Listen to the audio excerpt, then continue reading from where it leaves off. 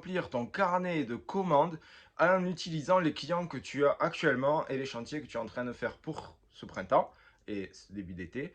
Et comment est-ce que tu vas les utiliser ces clients-là pour continuer à avoir des chantiers pour cet automne. C'est l'objet de cette nouvelle vidéo où je vais te partager deux astuces qui vont t'aider en fait à pérenniser les clients que tu as. Parce qu'il faut savoir que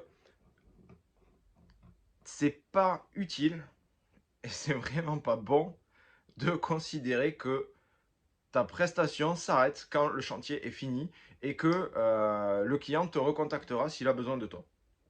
Je te donne un exemple typique qui nous est arrivé à tous, c'est la taille de haie annuelle chez un papy ou une mamie. Ou ça peut être un autre type de client, mais typiquement chez le papy et le mamie, c'est ce qui se passe, c'est que en fait tu vas tailler la haie, mettons au mois de juin, et tu sais très bien que l'année prochaine, il y a besoin de tailler la haie au mois de juin, et tu sais très bien que c'est des personnes qui ont besoin de faire un petit entretien de leur jardin au mois d'octobre. Mais en fait, cette personne, elle va te rappeler, tu comptes, en tout cas, c'est pas sûr qu'elle va te rappeler, mais tu comptes qu'elle te rappelle pour la taille du mois de juin l'année prochaine. Et puis, pour ce qu'il y a en octobre, ben, tu le laisses un petit peu tomber et tu le mets de côté. Sauf que là, tu es en train de laisser de l'argent sur la table, tu es en train d'avoir un carnet de commandes vide pour cet automne, alors que tu pourrais le remplir et prendre de l'argent pour l'automne dès maintenant. Alors comment est-ce que tu vas faire? Bien tout simplement, c'est que quand tu finis ta taille de haie, tu dis écoutez voilà, j'ai remarqué que vous aviez telle prestation qui serait utile que vous puissiez faire à l'automne. Peut-être que même aujourd'hui vous la faites vous-même et ce serait bien que vous soyez soulagé de cette tâche. Et donc ce que je vous propose en fait, c'est de planifier dès maintenant un rendez-vous pour l'automne et pour faire cette prestation. Et quand tu feras la prestation à l'automne, tu lui diras, ben voilà, en juin, je suis très très pris et c'est vrai qu'à chaque fois, c'est compliqué de vous caler dans mon planning. Pour être sûr que vous puissiez avoir la taille de votre haie en temps et en heure, je vous propose de caler dès maintenant la taille de votre haie, le planning, pour le mois de juin. Ce qui fait que toi, ton planning, il se remplit par effet de rebond comme ça et il se remplit régulièrement et tu n'as pas besoin de compter sur ton client pour te le rappeler.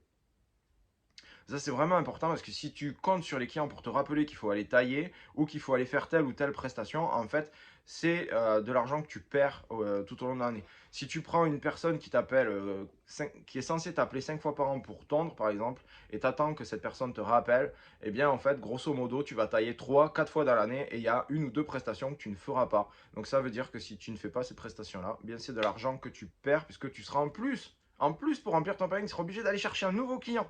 Alors que tu as déjà le client, tu as déjà la prestation qui est là, qui t'attend, qui est prête, elle est pour toi, et tu passes à côté. C'est vraiment dommage. Donc, propose toujours à tes clients la date du prochain rendez-vous avec la prochaine prestation quand tu pars du chantier ou quand tu es en train de faire les travaux. Ou quand tu présentes ta facture, si tu présentes la facture après les travaux. Deuxième point pour conserver ses clients et pour remplir son carnet de commandes un petit peu plus tard, c'est d'avoir un fichier email et d'envoyer des newsletters. Pourquoi c'est très utile? Parce que en envoyant une newsletter, en fait, tu vas proposer à ton client une nouvelle prestation dont il n'avait pas forcément l'habitude de te solliciter, comme on l'a vu dans l'exemple précédent, mais aussi tu peux le proposer une prestation qui est complémentaire. Je te donne un exemple, un client chez qui tu as créé une terrasse en bois, tout simplement, et tu sais très bien qu'il y a besoin de faire un entretien sur cette terrasse en bois. Ça peut être passer le karcher, ça peut être voilà, ça peut être faire un vernis, etc. Et tu sais très bien que comme tu fais des terrasses en bois, tu as typiquement ce type de client qui revient. Tu sais aussi très bien qu'au mois de mars, il faut tailler les rosiers. Tu sais aussi très bien que quand il y a une sécheresse qui arrive, il va falloir gérer l'eau et gérer les arrosages automatiques d'une manière différente. Et bien en fait, tu vas pouvoir faire un email à tout ton fichier de client pour lui dire voilà, ce mois-ci, eh bien, il faut penser à faire telle tâche et telle tâche dans le jardin. Ou planter, ou n'importe quelle tâche. Mais tu sais très bien, toi, tu as un planning, tu sais très bien tes chantiers qui sont récurrents, tu sais très bien à quel moment tu tailles, à quel moment tu tends, à quel moment tu plantes, etc.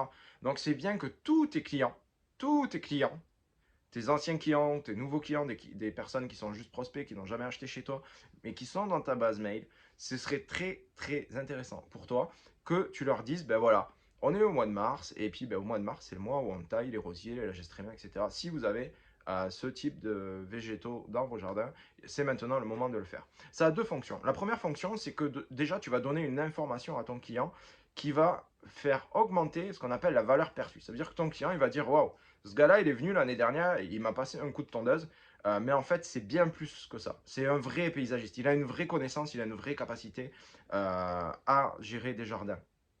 Et il s'y connaît en végétaux, donc c'est quelqu'un qui est intéressant pour moi. Donc ça veut dire que déjà, il ne va pas se désabonner à ta newsletter, mais qu'en plus, tu vas lui donner de la valeur, donc tu vas augmenter la valeur qu'il perçoit de toi et de ton entreprise. Donc même si lui, il ne t'achète pas, et qui fait lui-même sa taille de rosier, parce que tu vas recommander de tailler les rosiers, mais en fait, il va te recommander plus facilement à son réseau parce que tu reviens régulièrement dans les newsletters et en plus, tu lui donnes de la valeur. Ok.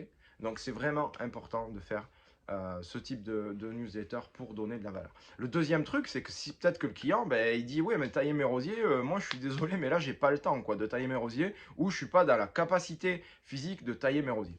Ben, c'est cool parce que à ce moment-là, il aura qu'à répondre à ta newsletter pour passer une commande de taille. Alors que peut-être il aurait laissé ses rosiers pousser cette année et il les aurait pas taillés et il les aurait fait peut-être que l'année suivante. Ou pas. Ou il aurait sollicité quelqu'un d'autre. Mais comme il était abonné à ta newsletter, eh bien, il t'a passé commande pour tailler ses rosiers là, cette année, maintenant, tout de suite. Ce qui fait que tu as rempli ton carnet de commandes. Alors, les rosiers, c'est au printemps. Mais c'est pareil pour l'automne. Ça veut dire que tu vas pouvoir anticiper certains travaux nécessaires à réaliser à l'automne, à l'hiver, etc. Tu peux mettre, si tu travailles l'hiver dans une zone montagneuse où il neige et que tu proposes des activités de déneigement, tu peux proposer du déneigement et dire voilà, il va neiger la semaine prochaine, prenez telle ou telle précaution et si vous n'y arrivez pas, on est là pour vous aider. Et même si tu n'es pas là pour vous aider, si tu n'es pas là pour les aider, même si tu n'es pas là pour les aider, et bien en fait c'est pas très grave, mais juste donner quelques précautions, en fait, ça permet de créer du contenu, d'alimenter la confiance que ton client a en toi. Donc c'est vraiment un point vraiment crucial que d'avoir une newsletter. Ça te permet d'éviter d'aller toujours chercher des nouveaux chantiers.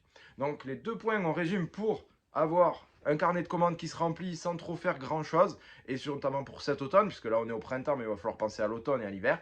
Donc qu'est-ce qu'on fait pour avoir un carnet de commandes qui se remplit? Ben, déjà, quand on finit un chantier, on prend rendez-vous pour le chantier suivant, pour la prochaine intervention sur le même site. Et la deuxième chose qu'on met en place, c'est une newsletter pour accompagner nos clients à mieux gérer eux-mêmes leur jardin et accomplir les tâches qu'ils ne peuvent pas faire ou qu'ils n'ont pas le temps de faire. J'espère que cette vidéo t'a été très utile. Comme d'habitude, s'il te plaît, laisse-moi un petit commentaire, ce sera parfait. Et abonne-toi pour ne pas rater les prochaines vidéos. Je te dis à très bientôt. Ciao, ciao, bye bye.